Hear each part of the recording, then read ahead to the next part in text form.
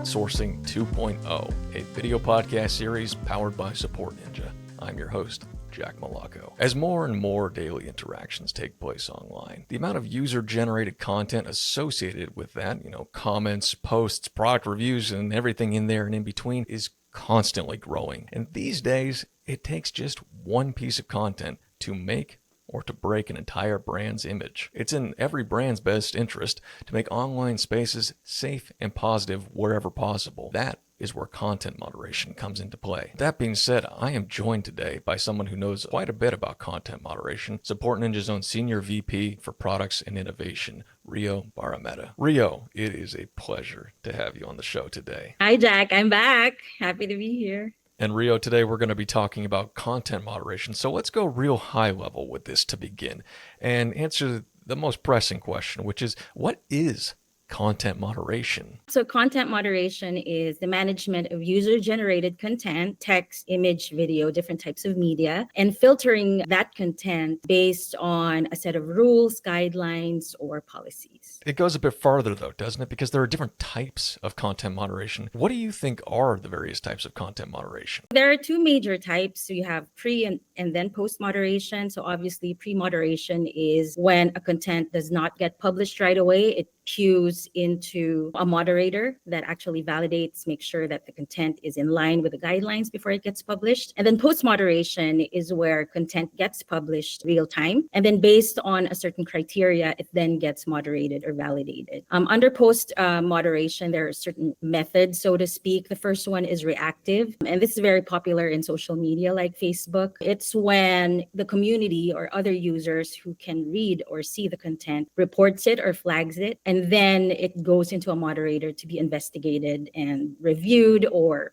filtered out, removed if needed. The next one is distributed, which is, I think, very popular in forums like Reddit, where the community either upvotes or downvotes a specific response or content. And then based on the number of downvotes, it automatically gets removed by a bot or an automation. And then it can also be fully automated, where an administrator sets up like a keyword list, a user ban list, a set of criteria that the actual platform can use to automatically remove and filter out content. I would say a good example of this is Discord. And incidentally, SupportNinja is actually a preferred partner of Discord, and we can help companies set up, maintain, and moderate their Discord community servers. So, Rio, let's get into sort of the support behind content moderation. And with that, of course, there comes quite a few challenges. What do you see are the most common challenges that happen with content moderation?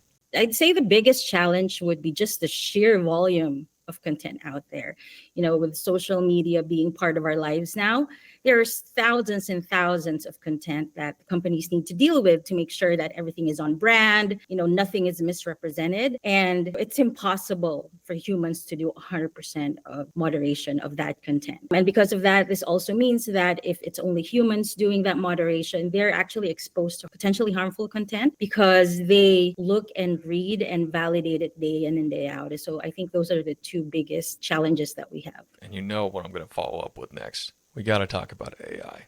Everybody is talking about AI. I want to know, Rio, as we sort of come to a close on our conversation here, how can AI actually help with content moderation? With AI and automation, it can be like the first layer of the filtering by using, different kinds of technology. The humans can actually become the decision makers and act as content managers rather than the actual moderators. There are different types of technology that we can use. For example, natural language processing can be used for text type of content, computer vision to validate images and videos. We have sentiment and analysis and behavior analytics through machine learning that can flag suspicious activities, patterns based on historical trends. At SupportNinja, we leverage AI assistants that can help the actual content moderators while our agents act as the manager that prioritizes and makes a decision with more complex posts and content that are generated that cannot be handled by AI.